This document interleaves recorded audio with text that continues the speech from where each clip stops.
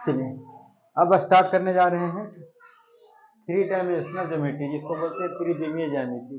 ज्यादातर इसको किस नाम से जानता है? Three D. Three D three D three D क्या है? थ्री डी और टू डी। एक है टू डी और एक है थ्री डी। वन डी भी होता है। हाँ, वन डी भी होता है। हाँ हाँ, एक रेखा अगर है तो वन डी आग हो गया। ठीक है, एक रेखा तो वन डी है। टू डी में क्या रहेगा? अगर दो रेखा परस्पर लंबवत है कहीं जगह पर तो क्या होगा? टू डी होगा। नहीं, जैसे एक धागा उठाइए, एक धागा में एक ही रेखा है, उस पर लंबवत दूसरा रेखा नहीं खींच सकते हैं। मतलब ये धागा को अगर खींचे हुए हैं तो वन डी है। नहीं, धागा को पकड़ के खींच रहे हैं तो वन डी है, केवल एक ही रेखा है, उस पर कोई दूसरा रेखा लंब नहीं डाल सकते हैं। अगर कहिएगा कि ये खड़ा करके डाल देंगे तब डाल दीजिए तो दो रेखा हो गया, लेकिन वो टू डी नहीं हुआ, वन डी ही। टू डी क्या हुआ? जिस पर दो परस्पर लंबवत रेखा डाला जा सके। जैसे ये बोर्ड है, एक रेखा एक्स इधर डालनी है, एक इस पर लंब वाई इधर डालनी है। लंब का मतलब दोनों के बीच में कितना डिग्री का कोण? 90 डिग्री का कोण। इस पर दो लंबवत रेखा खींचा जा सकता है, एक ऐसे है, इस पर लंब ऐसे। इसलिए बोर्ड हमारा कैसा है? टू डी है। जितना भी समतल होता है खेत, टू डी है। ये भी क्या है? टू डी है। इस पर क्या तीसरा भी लंब रेखा डाल सकते हैं जो कि इन दोनों पर लंब हो? ये होगा लंब, इसको खींच ही नहीं सकते हैं। नहीं, बोर्ड पर खींचाएगा बोर्ड के बाहर आ जाएगा, या तो बोर्ड के बाहर नहीं तो बोर्ड के अंदर। तो ये बोर्ड हमारा क्या है? टू डी ही है, क्योंकि दो ही लंब रेखा इस पर खींच सकते हैं। हाँ, थ्री डी जो खुला जगह है ना, ये है थ्री डी। हाँ, खुला जगह थ्री डी है, क्योंकि यहाँ पर तीन लंब रेखा डाल सकते हैं। देखिए यह है, दूसरा यह है, हाँ, तीसरा एक पेन से ऐसे डाल दीजिए। तीनों लंब डला गया कि नहीं? मतलब जो खुला स्पेस है वो क्या है? थ्री डी है। इसके आगे भी लोग कितना बोलता है? 45 नहीं होता है, थ्री डी तक ही होता है। नहीं, थ्री डी फोर डी संभव ही नहीं है, चार लंब रेखा। तो वैसा जगह जहाँ एक ही लंब रेखा एक ही रेखा खींचा जा सके, वन डी। दो लंब रेखा खींचा जा सके, टू डी। और थ्री लंब रेखा खींचा जा सके, थ्री डी। इसका मतलब समझ लीजिए कि हम लोग थ्री डी पढ़ने जा रहे हैं कि पूरा खाली जगह के बारे में पढ़ने जा रहे हैं। इसी में रेखा चलेगा, तिरछा भागेगा ऐसे, कोई समतल कैसे भी रहेगा। अभी तक हम लोग क्या पढ़े थे? टू डी पढ़ रहे थे। टू डी में क्या रहता था? केवल एक्स अक्ष रहता था और वाई अक्ष रहता था। कोई रेखा ऐसे जाता था, ऐसे जाता था, ऐसे जाता था, इसी समतल में चलता था रेखा। अब रेखा इस समतल में नहीं चलेगा, बोर्ड से बाहर निकलेगा। टकरा सकता है जाकर के, ऐसे ऐसे जाते रहेगा तो उधर टकरा जाएगा, उधर जाते रहेगा तो उधर टकरा जाएगा, किसी से भी टकरा सकता है। वो दिखेगा नहीं आपको, लेकिन कल्पना करना पड़ेगा कि किधर जा रहा है, कैसे जा रहा है। ठीक है, इसी पर नहीं रहेगा रेखा, बाहर आते रहेगा, अंदर जाते रहेगा, किधर भी रह सकता है। ठीक है, उसको पढ़ने के लिए क्या करते हैं? तीन लंबवत रेखा खींच सकते हैं। अब तो मजबूरी है, हमारे पास टू ही डी बोर्ड है, लेकिन पढ़ना है थ्री डी, तो बनाना तो पड़ेगा ही। जेड एक्सिस भी, इस पर लंब ऐसे तो खींच नहीं सकते हैं। इसको क्या करते हैं? ऐसा बना देते हैं ताकि देखने में लगे कि आदमी अगर सोचे तो देखने में लगे कि हाँ ये लंब जैसा है। नहीं, इतना देखे, अच्छा अच्छा जो चित्रकार होता है टू डी में ही थ्री डी फिगर भी बना देता है, मतलब देखने में लगता है कि हाँ थ्री डी के जैसा। ठीक है, हम लोग को भी उसी तरह से मान के पढ़ना पड़ेगा कि जेड क्या है, इस पर लंब है। अब कोई रेखा मूल बिंदु से गुजरेगा तो ऐसे भी गुजर सकता है, ऐसे भी गुजर सकता है, ऐसे भी गुजर सकता है, अंदर से भी गुजर सकता है। नहीं, तो ये हो गया थ्री डी, जो खुला स्पेस है। इसी में पढ़ना है हम लोग को, रेखा के बारे में भी और समतल के बारे में भी। रेखा पढ़ने के लिए सबसे पहला जो टॉपिक आता है आपका वो है दिक् कोसाइन और दिक् अनुपात। दिक् कोसाइन से आप लोग परिचित हो चुके हैं जब सदिश पढ़ रहे थे तब।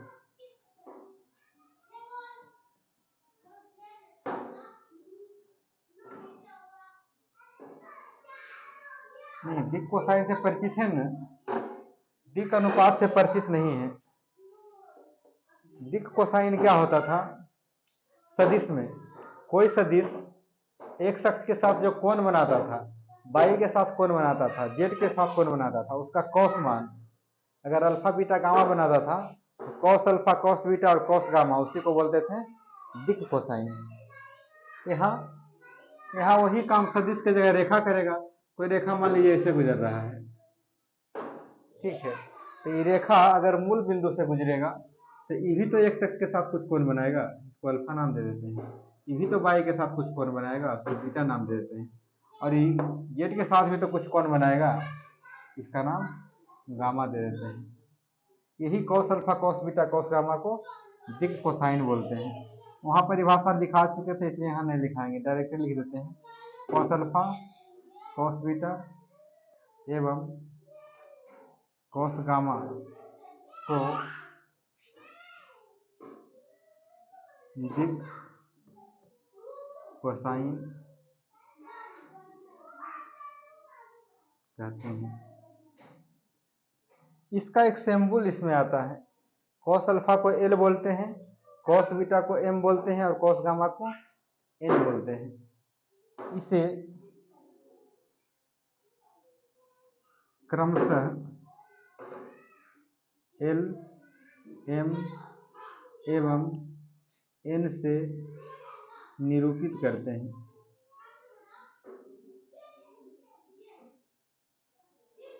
इसे निरूपित करते हैं। क्रमशः कहने का मतलब क्या? जो पहला लिखा आया वो पहला के लिए आया है, क्रमशः का मतलब यही होता है। दूसरा आया दूसरा के लिए और तीसरा आया तीसरा के लिए। एल एम एन से निरूपित करते हैं किसको? कॉस दिक् कोसाइन को, cos alpha cos beta cos gamma को। अच्छा, इन तीनों में एक संबंध भी होता था, cos square alpha plus cos square beta plus cos square gamma बराबर 1 होता था। सिद्ध भी किए थे सदिश में, नहीं? कॉस स्क्वायर अल्फा को एल बोलते हैं तो L square, cos square beta को एम बोलते हैं तो एम स्क्वायर, और कॉस गामा को एन बोलते हैं तो एन स्क्वायर। ये कितना हो जाएगा? 1 हो जाएगा। इतना तक आप लोग परिचित थे पहले ही से दिक् कोसाइन के बारे में। वहाँ सदिश के साथ कौन बनता था, यहाँ रेखा के साथ बनेगा। केवल इतना यहाँ नया चीज आया है कि कॉस अल्फा को एल, कॉस बीटा को एम और कॉस गामा को एन से निरूपित करते हैं। ठीक है, अब देखते हैं दिक् अनुपात को। पहले इसको नोट कर लीजिए, तब दिक् अनुपात देखते हैं।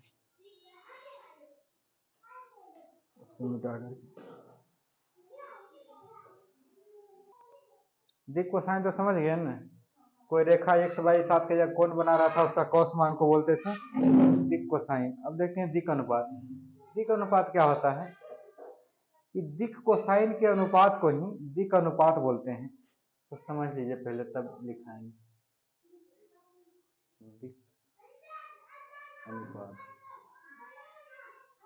सपोज करिए कि cos alpha cos beta cos gamma हमको पता है एल एम एन।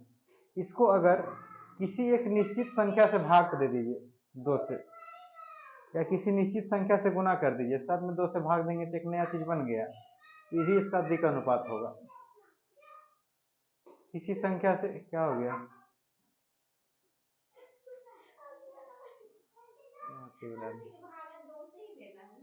किसी से भी दे सकते हैं।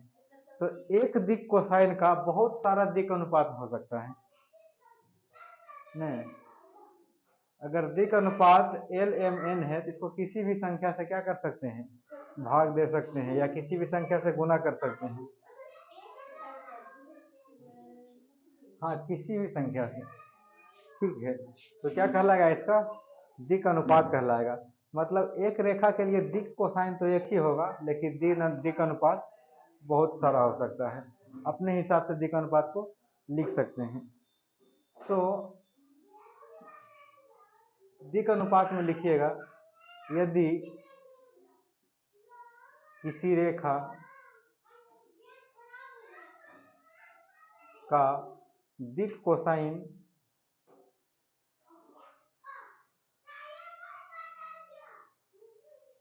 एल एम एवं एन हो तो किसी भी संख्या से गुना कर दीजिए, लेमडा एल लेमडा एम एवं लेमडा एन को दिक् अनुपात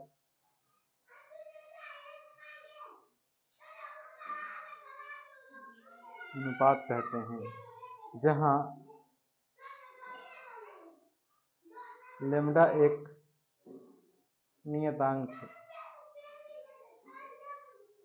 नियतांक में कुछ भी हो सकता है, 3, 4, 5, 1/2, 1/3 नहीं, समझ गए कि नहीं। अगर दिक् अनुपात मान लीजिए 2, 4, 6 है, तो इसको क्या करें, मेरा मन है कि इसको आधा कर देते हैं, 1, 2, 3 कर देते हैं।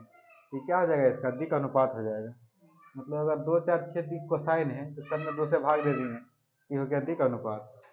2 से गुना भी कर सकते हैं, 4, 8, 12, इस रूप में भी लिख सकते हैं दिक् अनुपात को।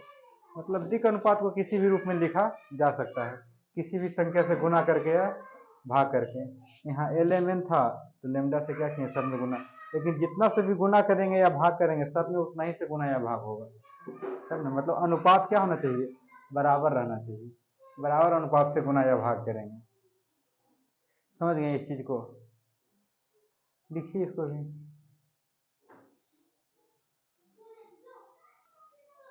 देखो 3D में अभी तक हम लोग 2 ही चीज पढ़े हैं, दिक् कोसाइन और दिक् अनुपात। दिक् कोसाइन, दिक् अनुपात। दिक् कोसाइन ज्यादा स्टैंडर्ड है ना, क्योंकि एक रेखा के लिए एक ही होता है, और दिक् अनुपात तो कितना भी लिख सकते हैं एक रेखा से, इसलिए ज्यादातर यूज किसका करेंगे, दिक् कोसाइन का। हमेशा दिक् कोसाइन निकालने का कोशिश करेंगे, क्योंकि दिक् अनुपात से रेखा का जब समीकरण निकालते हैं ना, तो दिक् कोसाइन की जगह दिक् अनुपात से भी काम चल जाता है। चलिए अब देखते हैं क्या अगला चीज, कि हम लोग दिक् अनुपात से दिक् कोसाइन कैसे निकालेंगे।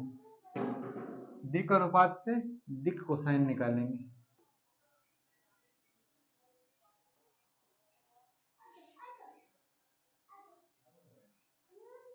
दिक् अनुपात से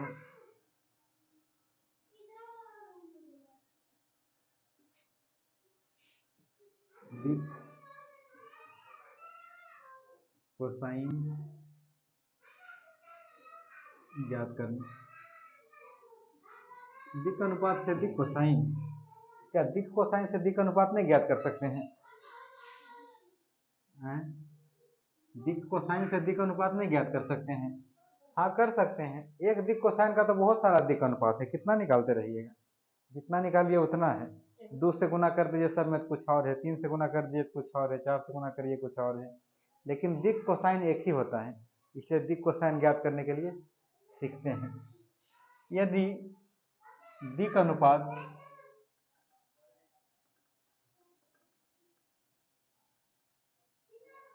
A, B एवं C, तो दिक् अनुपात कैसे लिखते हैं? दिक् अनुपात क्या होता था, L, M और N। L होता था cos अल्फा, M होता था cos बीटा और N होता था cos गामा। L जो हो जाता है ये होता है A/√A² plus B² plus C², तीनों का स्क्वायर, और M जो होता है वो होता है B/√, में तीनों का स्क्वायर,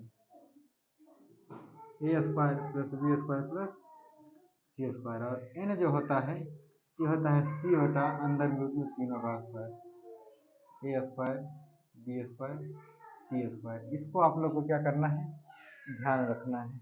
दिक् कोसाइन, दिक् अनुपात से दिक् कोसाइन, दिक् अनुपात कुछ भी दिया रहेगा तो हम लोग इससे क्या करते हैं, दिक् कोसाइन निकाल सकते हैं।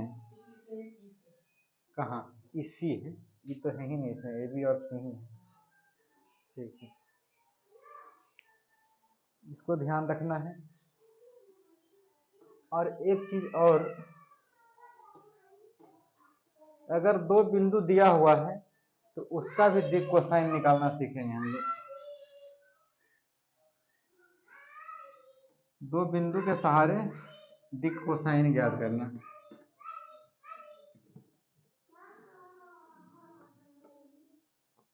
एकदम अच्छा से सीखते चलेंगे इसको ध्यान से। सबसे पहले क्या सीखे हैं, दिक् कोसाइन, उसके बाद सीखे हैं दिक् अनुपात, तीसरा चीज सीखे हैं दिक् अनुपात से दिक् कोसाइन निकालना, ठीक है। चौथा चीज, दो बिंदु दिया हुआ है तो दिक् कोसाइन ज्ञात करना है। इसको रहने दीजिए, कल ही बताएंगे। अब इतना पर जो क्वेश्चन बनता है, 3 चीज पर, उसको देख लीजिए। एक्सरसाइज निकाल लीजिए, प्रश्नावली 11.1,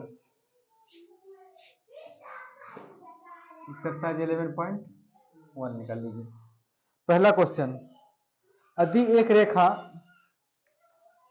तुम लोग के पास दो बुक है ना, रखो बीच में, रखो किताब, पेज नंबर 482 है, 482 नहीं मिला, 482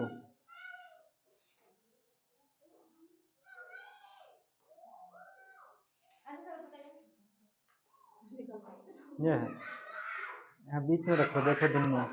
क्वेश्चन पढ़िए, यदि रेखा x, y और z अक्ष के साथ क्रमशः 90, 135 और 45 डिग्री का कोण बनाती है, तो इसका दिक् कोसाइन बनाना है, बताना है। ये रेखा x, y और z के साथ जो कोण बना रहा है वो दे दिया है, x है, y है, z है। ये रेखा कहीं जा रहा होगा, x के साथ कितना डिग्री का कोण, 90 डिग्री का कोण, y के साथ 135 डिग्री का कोण, और z के साथ 45 डिग्री का कोण। तो इसी cos alpha, cos beta, cos gamma को तो बोलते थे दिक् कोसाइन। यहाँ अल्फा कितना है, अल्फा बराबर 90 डिग्री है, बीटा कितना है 135 डिग्री, और गामा 45 डिग्री।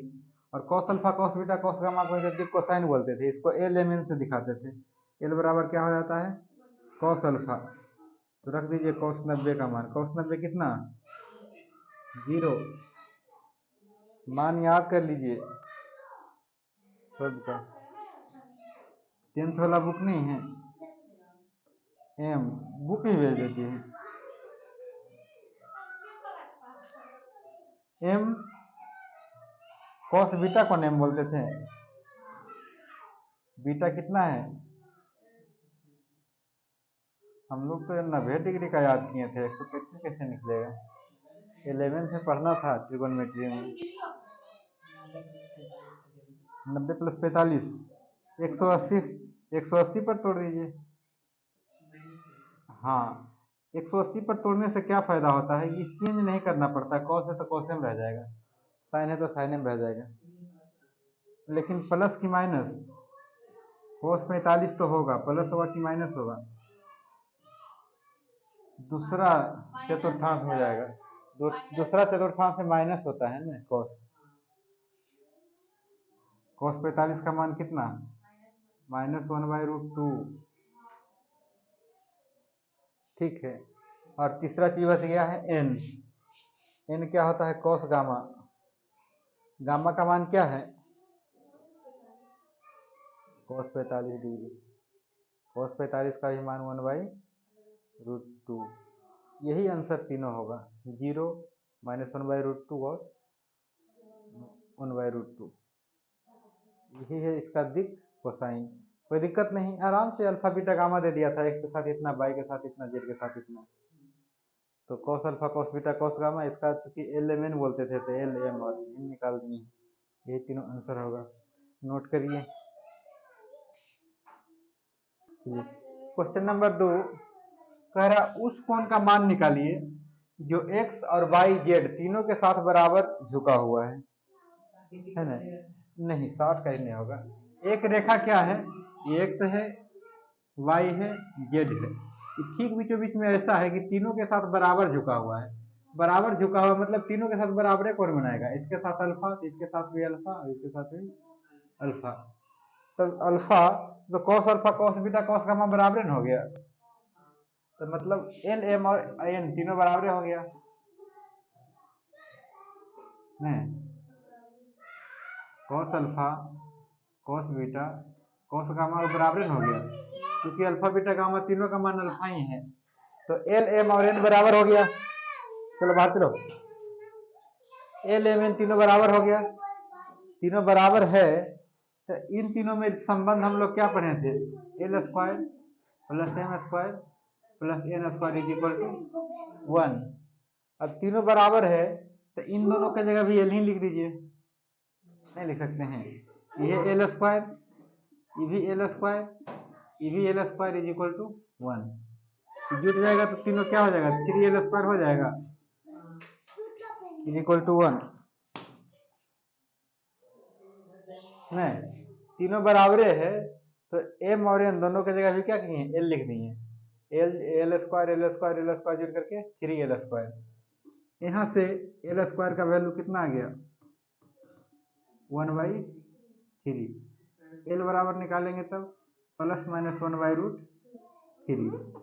और एल किसके बराबर होता है, कॉस अल्फा के बराबर ने, मतलब cos alpha is equal two plus minus 1/√3।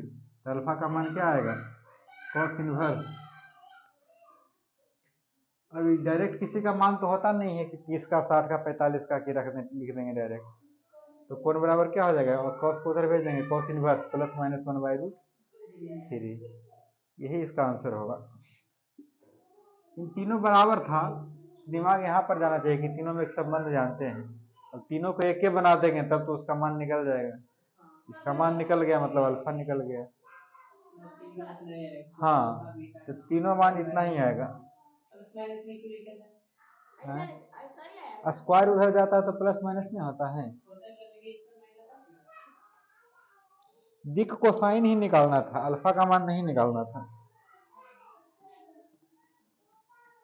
आएगा माइनस, कॉस अल्फा का मान माइनस नहीं हो सकता, यही तो माइनस आ रहा था एक निकाले थे तो, यही तो देखिए माइनस में आ रहा है दिक कोसाइन।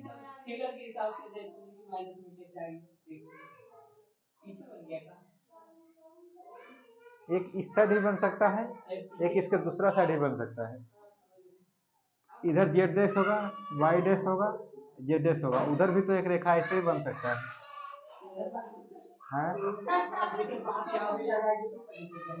हाँ, जब खुला हुआ है तो उधर भी एक रूम होगा, उधर नीचे घुसा देंगे, है कि नहीं? हाँ हाँ, जो एक्स डैश के साथ वाई डैश के साथ और जेड डैश के साथ बराबर कोण बनाएगा, ये भी तो हो सकता है। तो दिक अनुपात कितना हो गया, यही तीनों हो जाएगा। एल बराबर भी प्लस माइनस 1/√3, एम बराबर भी प्लस माइनस 1/√3, क्योंकि तीनों बराबर है। एन बराबर भी प्लस माइनस 1/√3 आंसर।